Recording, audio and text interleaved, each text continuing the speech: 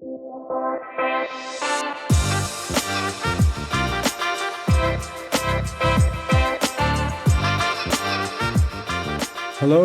and welcome to the AUA Focus Series, a podcast channel by the AUA Media Lab.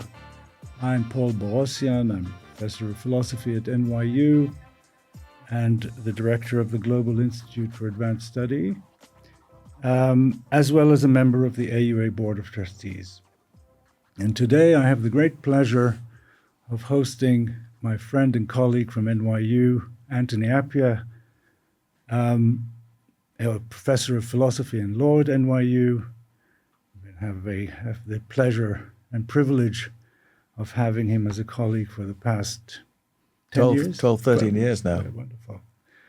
So welcome, Anthony, and welcome to Armenia specifically. I believe this is your first visit here. Yes, and I having had this experience, it won't be my last. That's very good to hear. Now, we were both here attending this conference on national identity in a time of crisis that was hosted by this new Center for Ethics and Public Affairs at AUA, led by Professor Maria Boghossian. I think we've had a very stimulating 2 days talking about this important topic, a topic that's not just important in the world at large, but has a special urgency in Armenia because recently the leadership of the country has initiated a conversation about what it means to be a real Armenian. Mm-hmm. And this has caused an enormous controversy both within the country and in the diaspora. So it's been very interesting to reflect on the more general issues that underlie the particular case of Armenia. And in that context, you gave a very interesting talk entitled, "What is a People?" Let me first ask you why you chose that title as opposed to "What is a Nation?" which mm-hmm. might tie more closely to the notion of national identity. Good. Well, I mean, there's a very famous lecture of Renan's called "Qu'est-ce qu'une nation?" What is a nation? In the 19th century. And some of the themes that he takes up are things that I took up in my essay. But the reason I chose to use the word people rather than nation is because in European languages, most of which have some version of the word nation, nation, nation in German and so on, it has this suggestion of a group defined by descent, because the Latin word natus means born. And I was interested in the question, how should we think about the ways in which the people who are gathered together into a state come to think of themselves as we the people? And I didn't want to use the word nation for that because that presupposes that the answer to that has to be, well, they have common descent. And that might be one way in which people come to be a people, but I didn't want to assume that that was either the only way or a necessary way. And as I argued, there are examples, I think, of modern nation states where there is a we the people, but it isn't really defined by common ancestry or descent. Right. So in that way, I guess you're opposing a substantial tradition in thinking about national identity that stems from the 18th century primarily, of thinking that common ancestry, common language, common history, maybe common religion were a necessary precondition for a people to constitute a kind of national we, a national group, a subject. Yes. And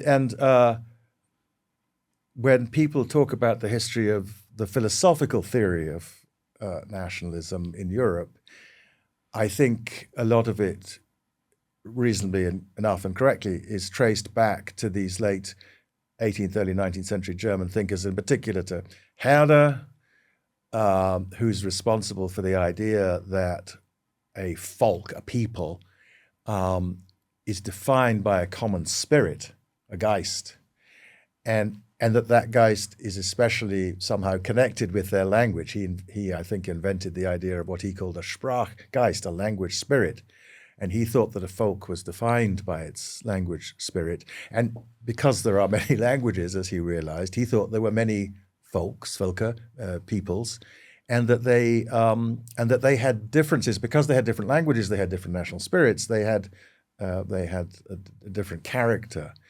But I spent most of my time on the philosophical side of this thinking about Fichte, who is a slightly later than, born slightly later than Herder, but they overlapped in time, who in the early 19th century, speaking in Berlin, which was then under French occupation by Napoleon, gave a series of what he called addresses to the German nation, and he used the word Nation. He didn't use the word Volk. So, and in those, he really deepens the philosophical side of Herder's idea, and very much ties up German nationhood with something deep in each German that's there because they speak the German language, and because the people who speak the German language have been speaking the German language for a very long time together. They've held on to their language. He actually distinguishes between the Deutsch, the modern Germans, and all the Germanic tribes, many of whom he says have lost their real character because they've started speaking what he calls Neo-Roman languages. And he's thinking of the fact that the Franks, who became the French, who were one of these Germanic tribes, now speak a Latin-derived language, and they've somehow lost something important about their character because of that. And what's interesting, so we hear that word nation and we think, oh, he must mean that he wants all the Germans to come together into a single country, a single state. But remember, at that time, the people he was addressing had recently switched from being hundreds of states as part of the Holy Roman Empire into being a slightly smaller number of states under the German Federation, but that wasn't a single state at all. There was no head of state. I mean, they had a gathering in Frankfurt where they could send delegates and they could decide things, actually by a rule of unanimity, which meant they hardly decided anything. So they were a collection, an assemblage, in the sort of way they'd been under the Holy Roman Emperor, who again didn't boss anybody about very much. He was just a kind of symbolic head. So they were there. The Germans were all these different German states. And he had a very wide notion of what the German language was, because he thought of the Danes and the Norwegians and the Swedes as part of the Deutsche Nation and the German nation as well. So, and if you read those addresses, he doesn't seem at all interested in bringing them together into a political unit. He's happy if the different German states pursue this project of developing the German nation, the German fatherland, not because they've come together into a single state, but because as Germans, each of those German states should pursue the project of German education that he then describes in the later essays. So it's you know, looking back from our time, it's so weird to have someone address the German nation without insisting that they have to come into one government, one state. Now, over the course of the 19th century, of course, that idea of the German nation turned into a political project, and eventually in the 1860s, you get the Prussians kind of bring most of what's today Germany together. Of course, Austria, which is a German-speaking country predominantly, though it has minorities speaking other languages, has never been part of a German state, a single German state. The Swiss Germans, the people of the canton of Zurich, for example, they've never been part of a German state. And there are still other German-speaking states like Liechtenstein today. So the people that he thought of as the German nation are still not all under one state. But there was, throughout the course of the 19th century, this increasing idea that because they had this stuff in common, because they were, they did embody the things that you get to embody by speaking a language together as a population over the centuries, that they were a natural unit of humanity, that they had a we. They had a we. It didn't have to be embodied in a state, but there was a German we. And this guy who's speaking from Berlin, which is in Prussia, is talking to people in many, many different states who speak German, and he's saying, we are already one. He says, early on, the German nation already exists. It's a fully realized thing. It's already there. which tells you that he's not thinking of something that's political, because there wasn't a political Germany at that point. Right. It's a pre-political notion, but one that bears an important, I guess, normative tie to the notion of a state, especially if that's considered to be the main mechanism for self-governance. Yes. And so what we're looking at is the idea that a certain kind of unity among people is both a necessary condition and maybe even a sufficient condition for self-governance, typically in the form of a state, but I guess it could take other forms as well. And construed that strongly, especially as a kind of necessary condition, it's hard to understand how people took that seriously, given the various examples that we already know of the United States. Maybe an example, I think you like to talk about your own very autobiographically connected example of Ghana, of cases where there was no Fichtean unity, and yet a national we was formed. It functioned as a liberal democracy, and so on. Yes. So how is it that this notion was taken quite that seriously? Well, I think it was so. In a way, the German case is a bit peculiar, actually. But because arguably the most powerful philosophical thinkers in Europe of that period were Germans, their case got to have a kind of centrality which ignores the reality of the great diversity of ways in which people have come to be to form a political we. As I mentioned in the talk, it's something like a quarter of the people of France didn't speak French in the late 19th century. And at the time of the French Revolution, only a third of them spoke French, and most of them, and that is the form of French that's spoken around Paris, the langue day. So to the extent that it's now true that French people speak French, it's because over the course of the 19th century, the French state created an education system and a set of institutions whose task was to make sure that everybody in France did speak or did at least understand the government dialect, the official French.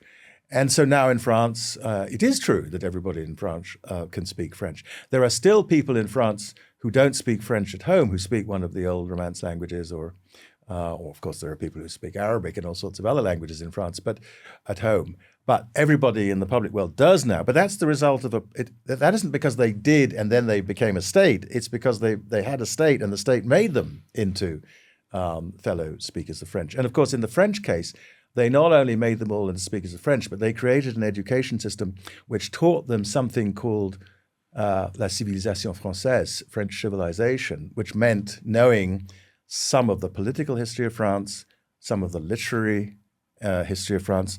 Every French person at the age of 18 is supposed to be able to tell you something about Molière and Racine and the encyclopedists and so on, and Voltaire and people like that. But it isn't because they were all talking about those things already, and then they thought, okay, we're all talking about these things already, so let's become fellow citizens. It's because they were fellow citizens that they came to have this common thing. And if you, as you said, I mean, I talked a bit about Ghana, where I grew up, and my father was a Ghanaian patriot, but he was in his 30s when Ghana was created. I mean, so, and when I say it was created, the peoples of Ghana today, who do, many of them, have a strong sense of we the Ghanaians, were brought together by the British, not in the colonial period, but at the end of the colonial period, because modern Ghana is the result of the bringing together of 4 different British colonies in 1957. They became one country on the day of independence, and on the day before, they were in 4 separate administrations. And they had, of course, very different long-term histories. I grew up in the capital of an old kingdom, which had been the capital of an empire, starting in the 18th century. It was the successor to an earlier empire, whose capital was further south. And that Asante Empire had dominated most of what became Ghana, but not all of it, at the time that the British came in, and eventually where the European powers decided at the Congress of Berlin that those territories would be administered by the British. So 80 languages, Catholics, many kinds of Protestants, Sunni Muslims, probably more than 100 traditional religions, 100 names of God, and most of them having more than one God. Where I grew up, we had the sky god and the earth goddess. Not culturally uniform at all. Those languages, the languages of Ghana are as far apart from each other as the languages of Europe. I mean, they don't even all belong to the same language family in that sense. And yet here we are, 3/4 of a century later, and lots of people with all those different histories, guided by the shared experience of self-government, have come to be able to say we, the Ghanaians, and they care a lot about, just as I'm sure Armenians care about how Armenia does in the World Cup, Ghanaians care a lot about not everybody, but an awful lot of Ghanaians care about how Ghana does in the World Cup and the Olympics and so on, and they're proud that Kofi Annan, the Secretary General of the United Nations, was a Ghanaian, even though only he came from one ethnic group in Ghana, and so on. So that, I think, shows that it's not necessary. Yeah. I don't think we should think of it as sufficient because, after all, if we put together all the English-speaking people of the world, that would include a lot of Indians. And nobody thinks that Indians and Canadians and Australians and New Zealanders should all be plunked together into a single state just because they all speak English. That might rest a bit too much on giving weight to the thing that Fichte and Herder did give weight to, namely language. But there are other ways of conceiving of these pre-political Fichtean entities that might not lay as much emphasis on language, but on something shared. Yes. I think there are cases. So Armenia is a sort of, I don't know whether you think of Armenia as a small nation or a medium-sized nation. Small. It's certainly got, there are many countries smaller than Armenia in population and in area, but it's not a big nation. But there are quite a lot of nations, as it were, Armenia size and smaller, like Swaziland, where they're heirs to a very long set of shared traditions. But of course, those shared traditions were, to some extent, created by the Swazi state that's a pre-colonial state that the British took over. And you could argue, and I think it would be plausible in that case to say, that what makes the Swazi is a long history of pre-colonial self-government and a state that used this language and these religious traditions and so on that are the Swazi ones. So, and in that case, it's not just language at all. It's lots of other customs. Many of them political customs, though. I mean, forms of chieftaincy and so on. And I do think that one thought that the Fichteans had which is sort of a good thought, is, look, if you're going to, especially, we haven't mentioned this so far, but of course, one of the important things about modern states is that they're supposed to be democratic. The older forms of statehood, there was a grand duke or a prince or a king or somebody or an emperor, and you were all together because you were under the same boss. What made you the same people was that you had the same boss. And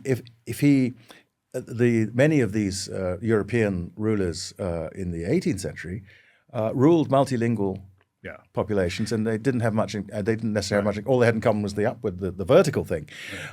If you want to be the good Fichtean thought, I think, is if you want to be a democratic we the people, then you do need to think of yourselves as together, and it helps to have stories, not just language, but as it were, stories in the language. Shared stories Yeah. a shared sense of, and in that process of having a sense of a shared we, common religion may sometimes be something that has historically been important. I think, though it's very interesting how few European states were ever, especially the bigger ones, were ever of just one Christian. After the Reformation, Right.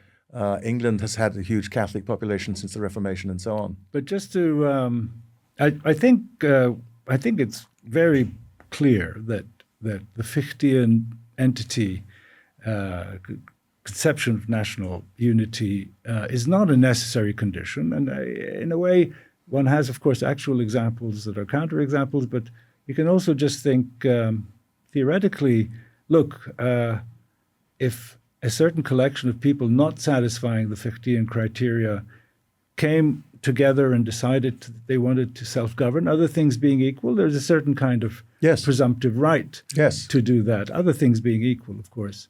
But having said that, I wonder if we can't nevertheless find cases where the Fichtean conception does have a special weight, does have a special importance.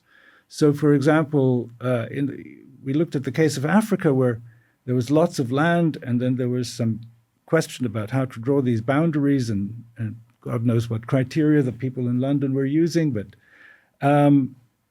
a different situation is one where the Ottoman Empire, say, broke up, and there are all these minorities, and there's only a certain limited amount of land that people are making competing claims for. If you ask yourself, what would be the normatively correct way to try to make sense of this breakdown, it looks as though the Fichtean conception will have a very important role in that. That is part of the reason why it made sense for the Armenians to have their own self-governing republic, is that they had that kind of unity, and it was a distinctive unity from the unity of other people who were around them, who, by virtue of those differences, caused problems. Yeah, I mean, I think that's right in that case, but we have to remember that one of the reasons why the Armenians in the Ottoman Empire were together was because the Ottoman Empire treated them as a people already, right? The Ottoman Empire allowed them self-government in relation to private law, family law, inheritance, marriage, and so on, of course, through the church. So just as they allowed Jewish self-government within the Ottoman Empire and Catholics and so on. So in a way, the unity of the Armenians who came out of the Ottoman Empire was itself partly the product of not of having had a common state, but of shared experience of a state. Right, and you may also think that part of the reason why the Ottoman Empire had that system of partial self-governance for the minorities is because they embodied a Fichtean unity that demanded as much self-governance as possible. Yes, I mean, they thought of themselves as Armenian, and therefore when an Armenian bishop said to them, I'm in charge of whether you can get divorced, they didn't think, as they might have thought if it had been an imam, what's it got to do with you? They thought, okay, yes, you're the bishop of my church, or our church. Yes, no, I completely agree. So, but notice that one thing that happened, and it didn't just happen in the breakup of the Ottoman Empire, it happened in the breakup of the Holy Roman Empire as well, and of the Russian Empire eventually, is that the territories within were multi-linguistic. I mean, the empires were multilinguistic, but it wasn't that they were just collections of territories speaking, say, 20 languages, non-overlapping. Armenians lived alongside Jews and other kinds of Christians and, of course, Muslims in any of the towns and cities of the Ottoman Empire. And so if you, in the breakup of empire, pull people out into these groups that have some Fichtean identity, you will have to move people if you want to create moderately homogeneous post-imperial states. You're going to have to, and so a lot of the ethnic cleansing and the voluntary population movement that occurs at the end of the empires in Europe after the First World War, after the Second World War, and so on, was was guided by the thought that there were these groups like the Poles who had come in and out of having their own state over a long period, who had a kind of Fichtean, if you like, unity. But if you were going to give them a state, you're going to have to make a state, you're going to have to clear some territory to make it mostly Polish, because there are lots of German speakers in what's now Poland, and the speakers of Polish weren't all in what's now Poland, and so on for almost all the cases. I mean, one of the interesting origins of modern human rights law is the minorities treaties that were decided at the end of the First World War, in which people were told, okay, you can be Albania, but you have there's an international system that says you can't abuse the non-Albanians in Albania, and those minority treaties are one of the origins of the idea that the international community has a duty to protect minorities in states from abuse by the now majority.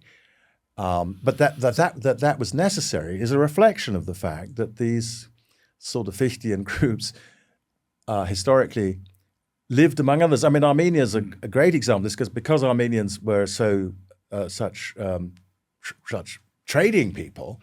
There are Armenians on every continent, maybe except Antarctica. I don't know how many Armenians there are in Antarctica, but I don't either.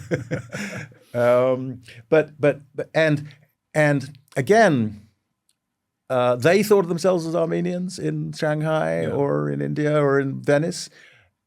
Other people thought of them as Armenians long before there was an Armenian state or in periods when there was no Armenian state for them to be related to. And I think, so in those, and there are other cases. I mean, the obvious other example, of course, is Jews who didn't have a territory to connect to for a couple of thousand years after the Roman conquest of Palestine. But nevertheless, the Jews of Shanghai they thought of themselves as Jews. Chinese in Shanghai knew that they had a Jewish population, and so on. Basically, it looks like the thing that we're keeping fixed is the idea that for self-governance to work, probably at any scale, there has to be some notion of a we. And I guess the one way to put the point is Fichte was certainly wrong to think that his various rich criteria had to be the way in which such a we is constituted, but it is going to have to be constituted in some way. Yes. And that will involve, I suppose, two elements. One of them is, what are the unities that you're outlining or that you're selecting as being among the kinds of unity that are required for a liberal democracy to work, and the other is this sense of identification with that unity. Yes. So that's what it takes for there to be a national we. So what other kinds of bases, if not the Fichtean ones? Well, so there's a very old one which Aristotle suggested, which was, Aristotle put it in his Aristotelian way by saying the form of the state was the constitution. And then there was the content. And there is a modern tradition of sort of civic nationalism that says we are a we because we're committed to this set of political arrangements. It doesn't have to be a written constitution. I mean, the British Constitution is written, but what makes you British, as it were, is a commitment to being governed under this system of rule and carrying to that if you're going to change the system of rule, you all have to agree to the changes, and so on. Not all, but you have to go through a process of coming to which everybody's consulted. So I think that's one model. I think that's worked finally in Ghana after a series of difficulties in the post-independence period. We now have a constitution that I think people identify with, in the sense that whereas in the past, when, for example, military coups happened with unpopular governments, people went out on the street and celebrated. If that happened now, almost everybody would be very, very angry, because they would say, "This is we have a set of political arrangements for getting rid of governments, and in which the people, through elections, play a central role." And it's taken a while, and it's not surprising that it's taken a while, because, as I say, these people really put together when I was 3, so not all that long ago. So I think that's one model. The other model, which is the French 19th century model, is to create a civic, a non-political culture that embeds the political culture, to create a French civilization which the state teaches through the public schools. And I do think that in all modern democracies, the state education system and the stories it tells about the political, but not also the non-political side of life, the stories it makes sure that every kid knows, are part of the thing that attach people sentimentally in terms of their feelings to the nation, to the state, in such a way that they can think of themselves as a we with the other people there. So one of the papers talks at this conference pointed out that in England now, for example, I think Gina said 97% of people agree that you don't have to be white to be British. Well, that means they've lost the notion of Britishness as by definition an ancestral thing, and they think that you can participate in this thing, but presumably they think only if you think of yourself as part of a British we, which means that you agree to the background conditions of living together, which are not just political. I mean, they're social as well. Yeah. And especially in a modern society where typically people live at least parts of their lives away from the community that raised them, having some common sense of sort of how to behave, I think is one of the things that makes successful societies work. Your emphasis on the role of the state in fostering, creating this kind of unity and we, as opposed to being something that precedes it and thereby has a normative claim on it, seemed to fit in very well with the views of the Prime Minister who came to visit the conference, in which, in fact, his suggestion of a real Armenia consisted in saying that the Armenian people really just consist of the state, which was quite a shocking claim in the Armenian context, because, of course, as the victims of genocide, which means that the population that was targeted for its identity has now been spread to the four corners of the world and has somehow managed to maintain a certain kind of identification with being Armenian, are actually being told by the current leadership that they don't fully belong. There is the real Armenia is constituted by the state. How do you think of your own views as interacting with? I mean, I think there's so I have some sympathy with one aspect of his view, which is that as the Prime Minister of Armenia, his primary responsibility is to the citizens of the republic who live here. That's his primary responsibility, and that seems to be. I hope nobody denies that. It's not his job to make sure that people in the Armenian community in Los Angeles get welfare. I mean, that's the job of the government of Los Angeles or California or the United States. And also, he's not rejecting a central element of the self-understanding of the Armenian Republic, which is that if you are in this Fichtian sense Armenian, you go to the front of the queue as far as becoming a citizen is concerned. Even so, you don't have to be born a citizen of Armenia for this Prime Minister. You can become one, and he's not changing the rules that say that if you're Fichtianly Armenian, you come to the front of the queue for that purpose. I think that it would be odd for the Prime Minister of Armenia to speak for the Armenian community of Los Angeles. I think the Armenians of Los Angeles should speak for themselves if they're talking to in the American context. So I have a lot of sympathy with the basic picture, and I also have a lot of sympathy with his political situation, which is this is a small country surrounded by a lot of unfriendly neighbors who, for various reasons, are hostile to one of the central desires of much of the diaspora, not all of the diaspora, which is to get proper acknowledgement of the genocide, and that's very unpopular with the Turks. And if he's just trying to look after the people of Armenia, I'm not sure that alienating this huge NATO member next door, which has a long history of antipathy to Armenians, I'm not sure that irritating them is really wise. It may be tempting because there is so much injustice in the history of the relations between the Turkish state, the modern Turkish state, and Armenia, people of Armenian identity, Fichtian Armenians. But I have a good deal of sympathy with that just as a matter of political prudence. I don't think it's necessary to deny the existence of the Fichtian thing in order to agree with him on those points. And I didn't quite understand why he seemed to be so keen to say that unnecessarily strong thing, because I just don't think it's relevant to he doesn't need to say that.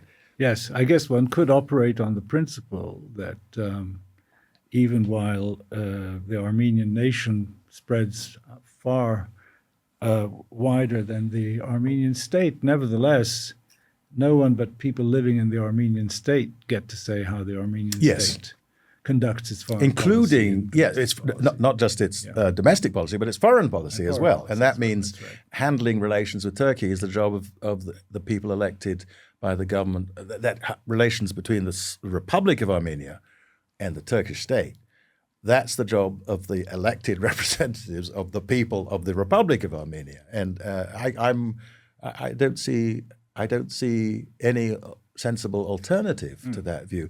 That doesn't mean, look, one of the things that happens when people formerly in diaspora do get a state, obviously Israel is another example of this, is that state then does take an interest in what happens to the Fichtian people whose homeland they are, right? So the state of Israel does take an interest in attacks on Jews anywhere, whether they're Israelis or not. But it has a special responsibility for Israelis. And I think most people understand that distinction. Well, it's wonderful the way in which you've been plunged deep into Armenian controversies on your brief visit here. We hope it certainly won't be the last. Any last-minute impressions of the country that you'd like to share? Well, I do. It's having grown up with Ghana, with a father who was a Ghanaian patriot and a member of the first parliament and so on. It's actually interesting for me to hear people in a republic that's a little bit younger in its current configuration thinking about these things. And it's also interesting for me to think how different the two situations are for some of the reasons that I mentioned, I think, if I have a general philosophical temperament, it's to say that in a thing that Wittgenstein liked to quote from Bishop Butler, everything is what it is and not another thing. And I think that's true of nations. States have particular histories. If they're going to create a we the people, they have to draw on the resources they actually have. If you have Fichtian resources, why not? No, I'm not saying don't use them. Of course, if you've got them, use them. Use whatever you can. Because in the modern world, with 8 billion people, we can't have states that are small enough that every one of them has the kind of solidarity that the Danes have. So we're going to have to put together states with other mechanisms than the Fichtian one. But if you've got it, flaunt it, use it. Kwame Anthony Appiah, thank you very much. Pleasure, very nice talking to you.